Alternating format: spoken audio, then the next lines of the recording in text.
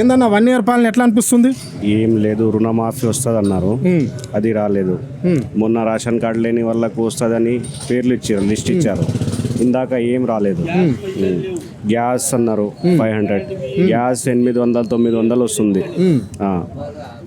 ఇంకా వచ్చేది రైతు బంధు అక్కడనే గోల్మాల్. రైతు భరోసా ఇంతకు ముందు బీఆర్ఎస్ పార్టీ ఉంది, వాళ్ళు ఎట్లా ఇచ్చారో దాని ప్రకారం ఇస్తే బాగుంటుంది. ఇది 7 ఎకరాలు ఫ్యామిలీకి మొత్తం కలిపి 7 ఎకరాలకు ఇస్తామని చెప్తున్నారు వాళ్ళు. అది పనికిరాని మాటలు, అవి అన్నీ పనికిరావు. అంటే ఫ్యామిలీ అంటే ఇప్పుడు 2 అన్నదమ్ములు ఉంటారు, 7 ఎకరాల భూమి ఉందంటే 2 కొడుకులకు తండ్రి 2 ఎకరాల భూమి వాళ్ళ పేరు మీద పట్టా చేసిస్తాడు, తండ్రి మాత్రం 3 ఎకరాలు పెట్టుకుంటాడు. అంటే తండ్రికి కుటుంబంలో ఒకరికే వర్తిస్తుంది అని అంటుర్రట. మరి అంటే ఇప్పుడు తండ్రికి ఉన్న 3 ఎకరాల భూమికి మాత్రమే ఈ రైతు భరోసా పైసలు వస్తాయా? ఇంకా అది డిసిషన్ తీసుకుంటా అంటున్నారు వాళ్ళు. ఏం చెప్తారో 2-3 రోజుల్లో తెలిసిపోతుంది.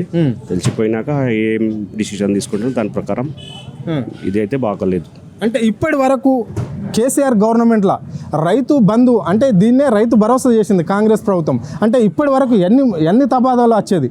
అంటే రైతులకు పంట సాయం కింద పైసలు ఇప్పటి వరకు ఎన్నిసార్లు వచ్చేది? ఇప్పటికి 3 సార్లు వచ్చేది, ఒకసారి వచ్చింది, ఇంకా 2 సార్లు బ్రేక్ ఉన్నాయి.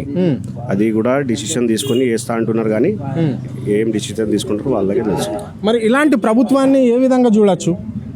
ఈ ప్రభుత్వం చాలా డిలే చేస్తుంది, రైతులు మొత్తం బాధపడుతున్నారు.